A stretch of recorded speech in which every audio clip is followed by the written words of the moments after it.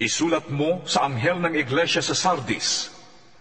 Ito ang sinasabi ng nagtataglay ng 7 Espiritu ng Diyos at ng 7 bituin. Nalalaman ko ang ginagawa mo. Ipinapalagay kang buhay, ngunit ang totoo, ikaw ay patay.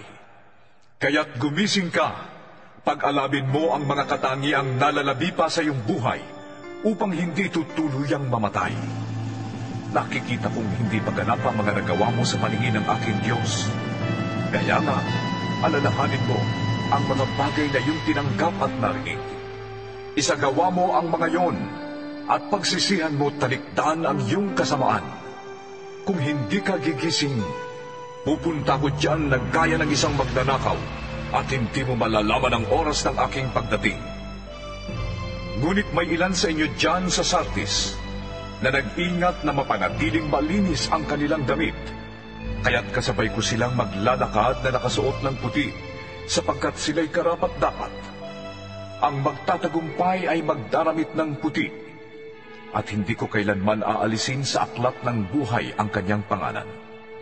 Kikilalanin ko siya sa harap ng aking Ama at ng kanyang mga anghel. Ang lahat ng may pandinig ay makinig sa sinasabi ng Espiritu sa mga iglesia. Isulat mo sa anghel ng iglesia sa Philadelphia. Ito ang sinasabi ng banal at mapagkakatiwalaan, ang may hawak ng susi ni David. Walang makakapagsara ng anumang buksan niya, at walang makakapagbukas ng anumang sarhan niya. Nalalaman ko ang mga ginagawa mo. Alam kong mahina ka, ngunit sinusunod mo ang aking salita, at naging tapat ka sa akin. Kaya't binuksan ko para sa iyo ang isang pinto na hindi maisasara ng kahit sino. Tingnan mo, palalapitin ko sa iyo at paluluhurin ang mga kampon ni Satanas na nagpapanggap na mga Hudyo, ngunit hindi naman at sa halip ay nagsisinungaling. Malalaman nilang minamahal kita, sapagkat nagtiyaga ka, gaya ng iniuutos ko sa iyo. Iingatan naman kita sa panahon ng pagsubok na darating sa lahat ng tao sa buong daigdig. Darating ako sa lalong madaling panahon. Ingatan mo ang mga tagubilin ko sa iyo upang hindi maagaw ni naman ang iyong gantimpala. Ang magtatagumpay ay gagawin kong isang haligi sa templo ng aking Diyos, at hindi na siya maaalis doon magpakailanman. Iuukit ko sa kanya ang pangalan ng aking Diyos at ang pangalan ng lungsod ng aking Diyos, ang bagong Jerusalem na bababa mula sa langit buhat sa aking Diyos. Iuukit ko rin sa kanya ang aking bagong pangalan. Ang lahat ng may pandinig ay makinig sa sinasabi ng Espiritu sa mga iglesia. Isulat mo sa anghel ng iglesia sa Laodicea.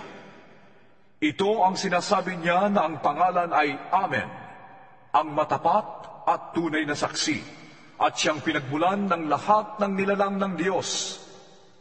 Nalalaman ko ang mga ginawa mo. Alam kong hindi ka malamig o mainit. Higit na mabuti kung ikaw ay malamig o mainit. Ngunit dahil sa ikaw ay maligamgam, hindi mainit o malamig, isusuka kita. Sinasabi mo, ako'y mayaman, sagana sa lahat ng bagay at wala nang kailangan pa. Ngunit hindi mo nalalamang ikaw ay kawawa, kahabag-habag, mahirap, bulag at hubad.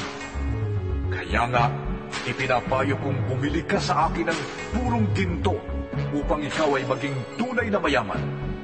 Bumili ka rin sa akin ng puting damit upang matakpan ang nakakahiyamong kahubaran, at ng gamot sa mata upang ikaw ay makakita. Sinasaway ko't pinapalo ang lahat ng aking minamahal. Kaya't maging masigasig ka. Pagsisihan mo talikdan ang iyong mga kasalanan.